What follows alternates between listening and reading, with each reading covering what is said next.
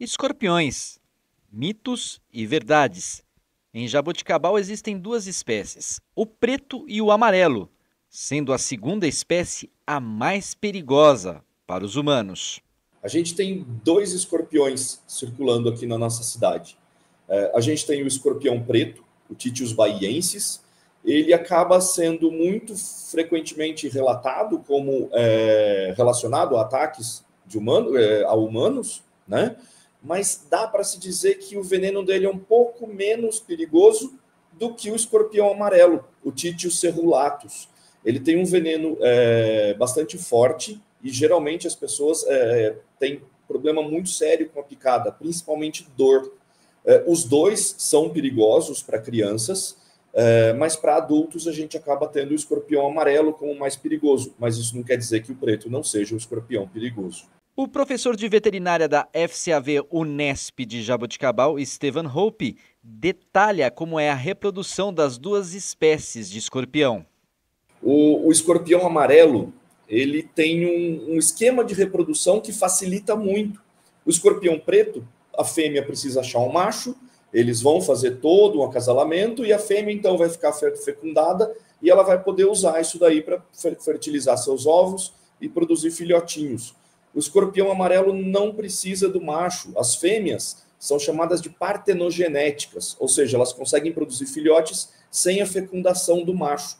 Uma fêmea de escorpião amarelo pode produzir 40 filhotes durante um ano e elas podem, até por 3 anos, se reproduzir. É bastante tempo, é bastante filhote. Por isso que elas acabam ficando mais frequentes aqui na nossa cidade. Como tem bastante, elas acabam ficando cada vez mais abundantes. O professor de veterinária da Unesp relata qual é o cardápio preferido dos escorpiões. São animais carnívoros, né? Eles se alimentam principalmente de baratas, grilos e qualquer outro inseto que seja abundante. Eles usam o veneno justamente para imobilizar e matar essa presa e depois eles vão se alimentando da presa morta, né? Então o veneno não é feito para afetar humanos, na verdade é a estratégia que eles têm para sobrevivência.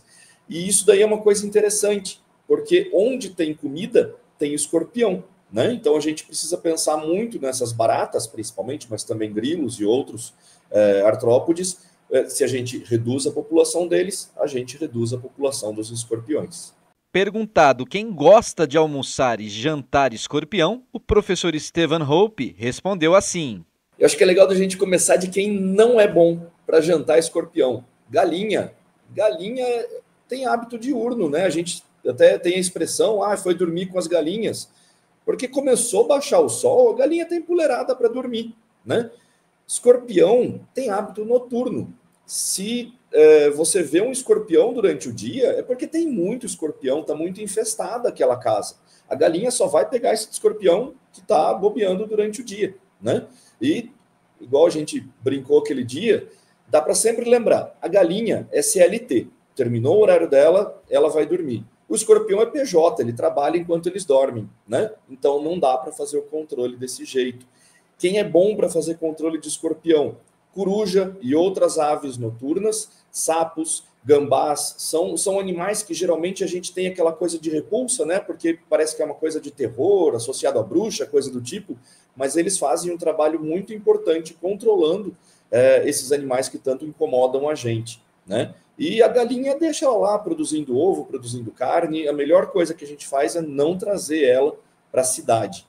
Para o professor Stephen Hope, o escorpião gosta de lugares bagunçados para viver. Escorpião adora bagunça. Quando a gente para pensar no lugar que está tendo muito problema com o escorpião, geralmente a gente vê que tem, no quintal daquela casa, por exemplo, tem um monte de madeira ou tijolo entulhado, coisa que não está em uso, ou então dentro dos ralos e calha de esgoto, eles acabam ficando também. Dentro de casa, eles vão ficar escondidos em frestas, debaixo de pia, debaixo de móvel, e os acidentes acontecem quando eles ficam debaixo de roupa, né? Deixar uma pilha de roupa no chão, ele vai acabar indo lá para se abrigar e a gente pode ter problema com ele. Dentro de botina, dentro de sapato, são os locais que eles acabam se alojando e geralmente quando acontece o ataque. O professor Stephen Hope diz que existem venenos para matar escorpiões, mas o essencial é a retirada de materiais onde eles podem ficar abrigados. A gente tem venenos que funcionam para escorpião.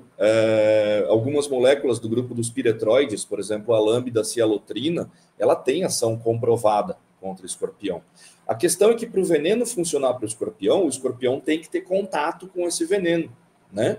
E quando a gente passa veneno, a gente vai pulverizar ao redor da casa, a gente vai pulverizar em alguns pontos críticos da nossa casa, ralo, coisa do tipo, mas não lá onde ele está. Um terreno baldio, por exemplo, que está cheio de entulho de construção, que está cheio de madeira, com mato alto, né?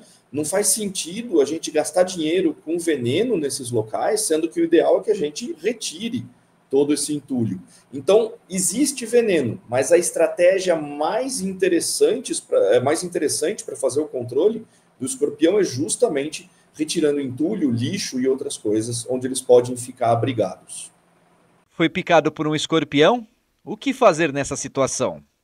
Assusta muito, né? Existe uma relação muito de medo nossa com o escorpião. E esse medo todo pode acabar que a gente toma alguma atitude que não faz muito sentido, né?